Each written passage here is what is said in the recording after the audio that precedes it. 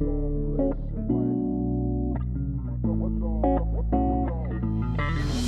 à tous et bienvenue sur la chaîne du cabinet Denis. Aujourd'hui une vidéo qui va vous intéresser si vous cherchez actuellement un appartement ou une maison en location, puisque je vais vous donner la liste des pièces à fournir pour se constituer un bon dossier de location. Et dans un deuxième temps, je vous donnerai les petits trucs et astuces pour sortir un peu du lot avec toute la concurrence des candidats locataires, puisque en tant qu'agent immobilier au cabinet Denis, eh bien je m'y connais un petit peu et je sais ce qui marche.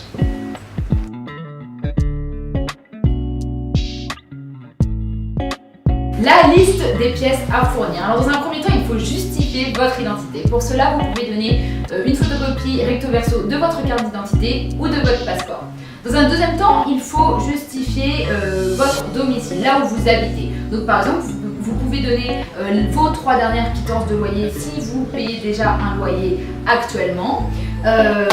Si vous êtes propriétaire, vous pouvez donner votre taxe foncière. Et si vous êtes hébergé par quelqu'un, une attestation d'hébergement. Dans un troisième temps, il faut que vous donniez une attestation d'employeur datant de moins d'un mois, précisant votre statut, si vous êtes en période d'essai ou non, en CDD, en CDI, et précisant aussi votre salaire annuel. Si vous êtes gérant d'une société, vous donnez votre cabis de moins de 3 mois. Si vous êtes une profession libérale, votre carte professionnelle. Si vous êtes étudiant, votre carte d'étudiant. Le petit plus, vous pouvez donner votre contrat de travail, c'est toujours rassurant. Vous donnez aussi vos 3 dernières fiches de paye si vous êtes salarié.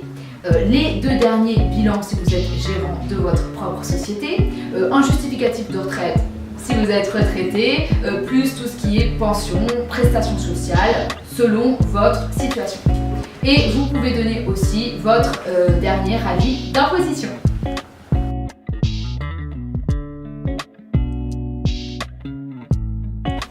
Si vous ne gagnez pas 3 fois le montant du loyer, un garant peut vous être demandé. Donc un garant, c'est celui qui va payer le loyer à votre place si vous ne pouvez pas payer. Donc si possible, privilégiez une personne de votre famille proche, de votre entourage proche, parce que c'est toujours plus rassurant qu'un ami d'amis. Ça, on ne fait pas trop confiance. En règle générale, les propriétaires, les agents immobiliers n'aiment pas trop. Le garant doit être en emploi fixe, pas de période d'essai, et si possible, il doit gagner 3 fois, lui, le montant du loyer.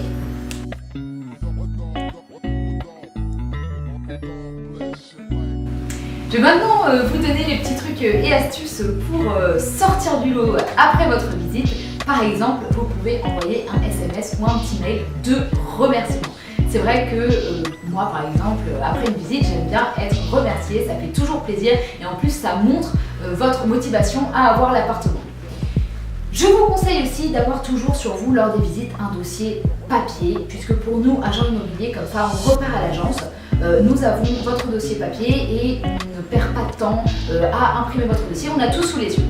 Si vous voulez absolument, ou si vous devez absolument envoyer votre dossier par mail, je vous conseille d'envoyer plutôt un PDF et non pas les documents balancés comme ça à droite à gauche, puisque pour nous, c'est un peu de la perte de temps d'imprimer chaque pièce une à une.